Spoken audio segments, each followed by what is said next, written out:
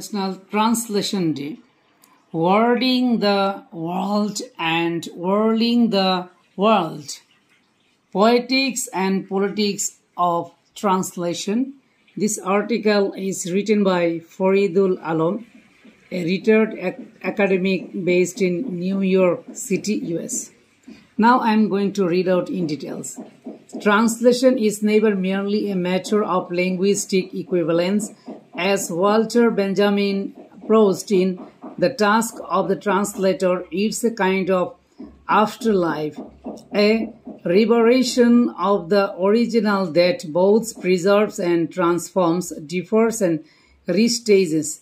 Translation does not transfer an inact meaning from one language to another. It conjures a ghost, recognizable yet entranced. In a globalized post-colonial world, the work of translation must reckon with a dual responsibility, not only a language but to the geopolitics of representation. It unfolds across two entangled dimensions, wording the word and whirling the world. That renders translation site where poetics and politics are inseparable intertwined. Whirling the word in the impossible fidelity. To word the word is to confront instability of language itself. Meaning is always deferred, as Derrida reminds us. Very act of saying sides into another translation becomes a structurally impossible but ethically necessary act. Paul de Man's notion of the permanent parabasis of language as a rhetorical detour interactive its own linearity captures this transparent conduit, becomes a curator of entrancement in staging the untranslatable rather than concealing it.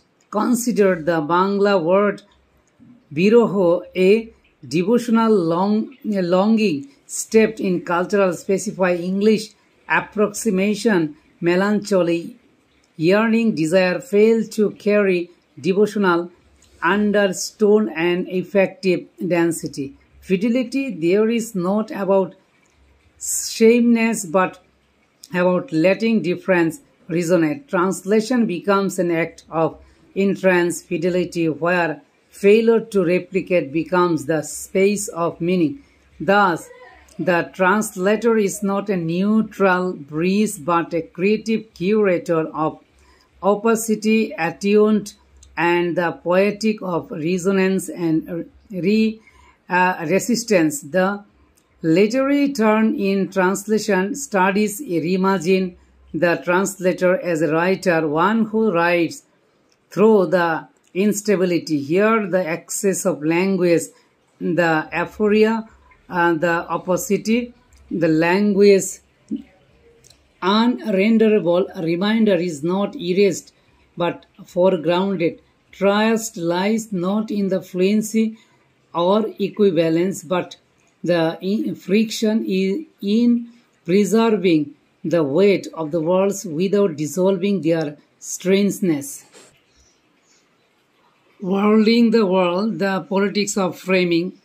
If whirling the world engages the poetics of languages, whirling the world exposes the politics of representation. The phrase draws from Heidegger's The Origin of the Work of Art, where art does not merely depict the world but discloses it as a horizon of meaning, not a neutral backdrop.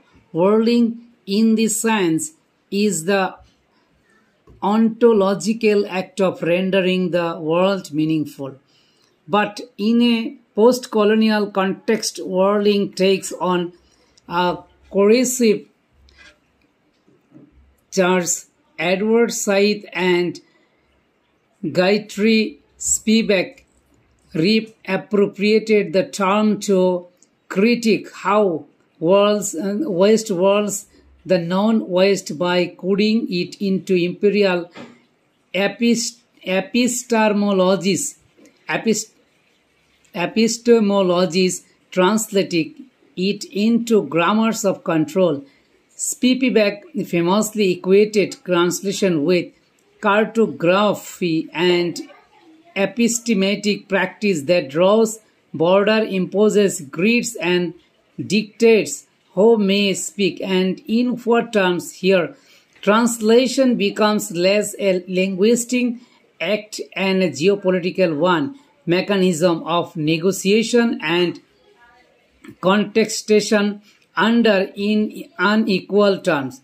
Translation, Spivak reminds us, is never innocent. It becomes complicit in epistemic violence when the renders the others legible only through dominant idioms.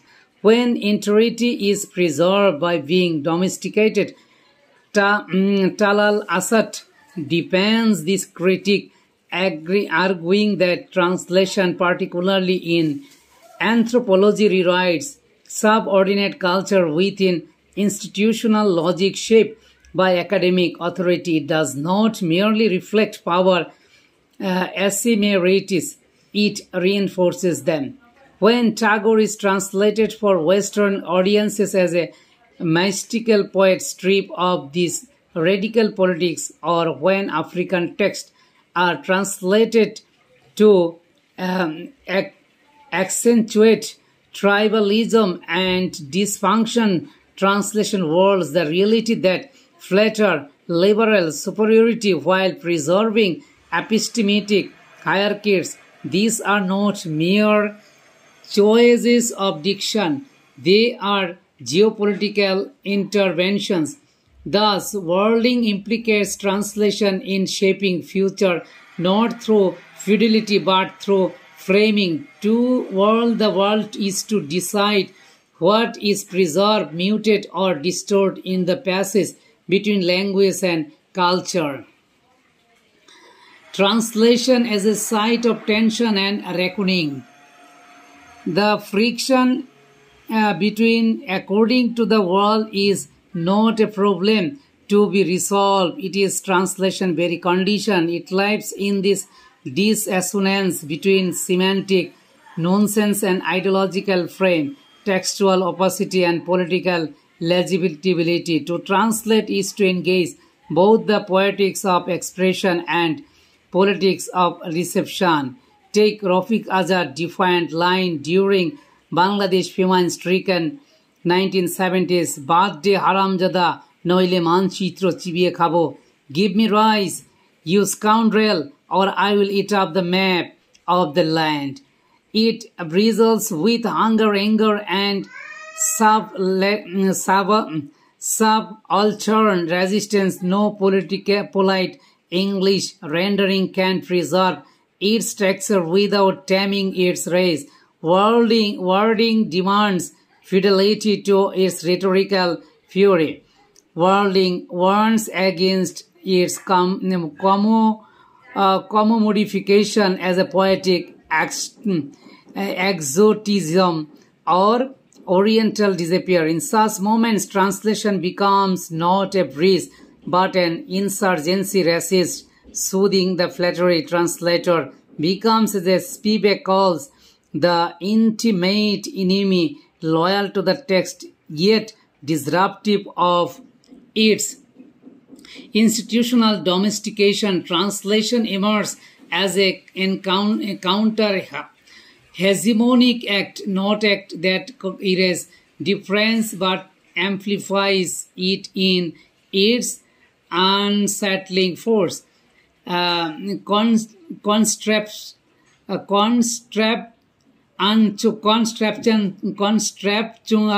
practice beyond reconciliation.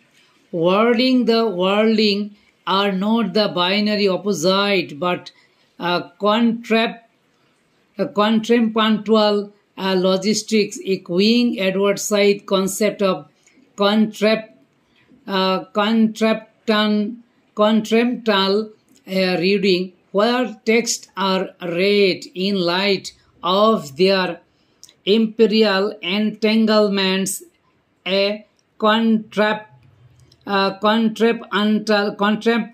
contraptan translation listens for dissonance between what the text says and how it is it's framed, what is spoken and is silenced. It reads against the gain of language and history.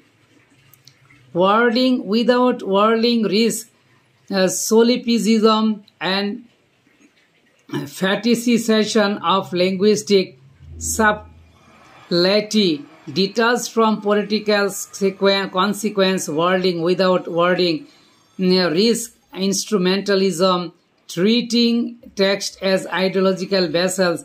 Responsive translation must resist both.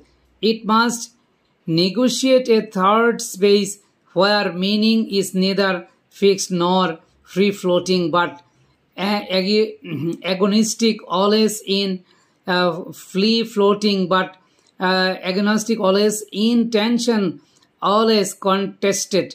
To duel here is to practice double critique, interrogating both source and target. Translation is not a relay of meanings but reckoning with defiances. It insists that translation always already an act of becoming unsettled, proves open to misreading. It belongs to what Paul Ricoeur called the